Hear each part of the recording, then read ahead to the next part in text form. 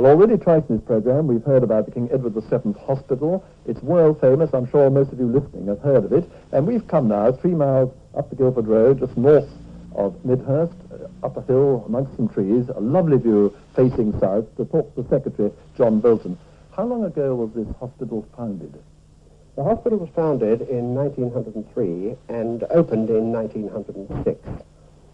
It arose from a visit that King Edward VII made to Germany, and on his return, Sir Ernest Castle, the banker, presented a gift of £200,000 to build the hospital.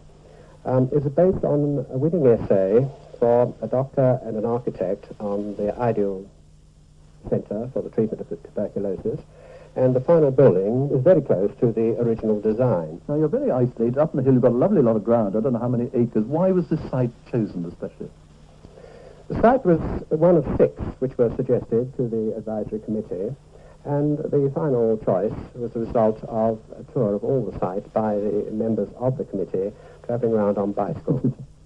They were influenced by the position. It has a high altitude, good views, it is well away from the public, and the presence of pine trees was in those days thought to be beneficial to people being treated for tuberculosis. So you were start with tuberculosis and chests. Are you still only chests or other things as well? No, tuberculosis was treated up until 1939, when the late Mr. Tudor Edwards, a thoracic surgeon, established his centre here for the treatment of chest injuries. Since the war, we have continued to diversify through the chest field. Treatment is now provided for asthma, emphysema, and a number of other conditions. And in more recent times, we have established a hip replacement unit. We also are the chest centre for the Royal Air Force, and this association has gone back for something over 30 years. How many patients can you take here? Approximately 180. Mm-hmm. And you've got some lovely views out. They have their balconies and things. Are they all in private rooms or are there some wards? Almost all of them are in private rooms, but there are 1 or 2 small wards into which one can admit those patients who need very close, round-the-clock supervision. I think you made it nice and friendly, the reception there. You've got a bank, you've got a shop, you've got a nice lounge. This is a nice way to sort of come into the place.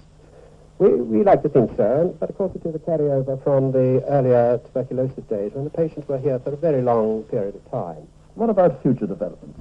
Yes, future developments, and there are several of them, include a new diagnostic X-ray department, which is almost finished.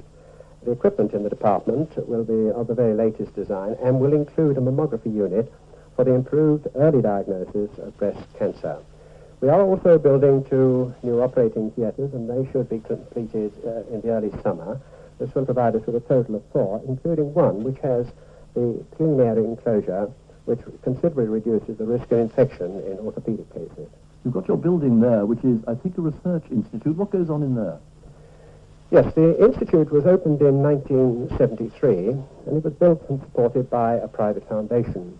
Its chief administrator is Sir Geoffrey Todd, who was for many years medical superintendent of the hospital. What are they researching? What are they trying to find out? They're mainly devoted to the investigation of diseases of the heart and lungs, but they have a particular interest in community aspects of disease, and especially its prevention. Very shortly, they expect to participate in research into medical problems associated with deep-sea diving, which, of course, has been a great problem in the North Sea oil venture. That's very topical at the moment, isn't it? Yes. And what about this business Adrian Hill was telling us about, this art therapy? He was being a little bit modest, but did it really start up here? Well, yes, indeed. Adrian Hill came here in 1938-39, and as a patient, he interested other patients in sketching and painting. And as a result, after his discharge, he came back to see them and advise them. And it was from these very early beginnings that art therapy in hospital began. This really works, does it? It's a good thing. Very, very much so. It's a very much appreciated service.